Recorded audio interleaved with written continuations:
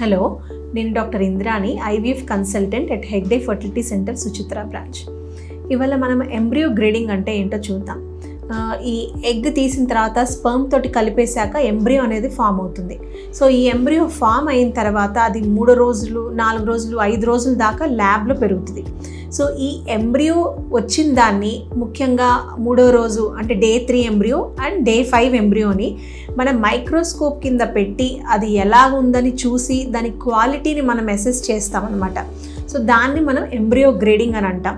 So ఇప్పుడు మనం ఈ ఎంబ్రియో గ్రేడింగ్లో ఈ ఎంబ్రియోకి ఉన్న ఏదైతే స్వరూపం అంటాం లేదా మార్ఫలాజికల్ ఫీచర్స్ ఏవైతే ఉన్నాయో దాన్ని బట్టి దానికి గ్రేడింగ్ అనేది ఇస్తాం. సో ఈ గ్రేడింగ్ ఇవ్వడం అనేదంతా కూడా ఒక స్టాండర్డైజ్డ్గా ఉంటుంది.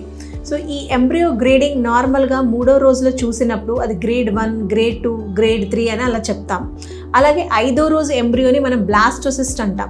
సో ఈ బ్లాస్టోసిస్ట్ కూడా ఆ ఉన్న మార్ఫలాజికల్ ఫీచర్స్ అంటే దానికి ఉన్న అవుటర్ లేయర్ ఎలా ఉంది, లోపల ఉన్న సెల్ మాస్ అంటాం, అది పిండంగా తయారయ్యేది, అదన్నీ చూసి అది ఏ గ్రేడా, బి గ్రేడా, సి గ్రేడా అనేది మనం డివైడ్ చేస్తాం అనమాట.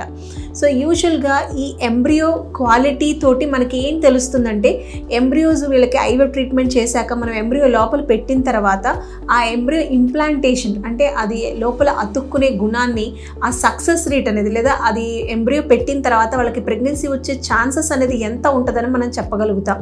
సో నార్మల్గా ఇప్పుడు మంచి క్వాలిటీ ఎంబ్రియో అంటే గ్రేడ్ ఏ ఎంబ్రియో ఉన్నప్పుడు వాళ్ళకి ఛాన్సెస్ అనేది ఒక సైకిల్లో పెట్టినప్పుడు సింగిల్ ఎంబ్రియో ట్రాన్స్ఫర్ చేసినప్పుడు వాళ్ళకి up to 50% chances first cycle అయ్యే అవకాశాలు ఉంటాయన్నమాట. అండ్ గ్రేడ్ తక్కువ ఉన్నప్పుడు కొంచెం ఛాన్సెస్ అనేది తగ్గచ్చు. బట్ ఏదైనా కానీ ఈవెన్ ఒక్కొక్కసారి కొంచెం క్వాలిటీ మోడరేట్ టు పూర్ ఉన్నా కూడా అది ఇంప్లాంటేషన్ జరగదు అని మనం కంప్లీట్గా 0 కింద చెప్పలేమన్నమాట. సో మనం ఈ గ్రేడింగ్ ఆఫ్ ఎంబ్రియోస్ అంటే మనకి వాళ్ళకి ఇంప్లాంటేషన్ ఎంత అవుతుంది లేదా ప్రెగ్నెన్సీ అనేది ఎంత అందుతుందో వాళ్ళకి మనం చెప్పగలుగుతాం అనమాట. Thank you.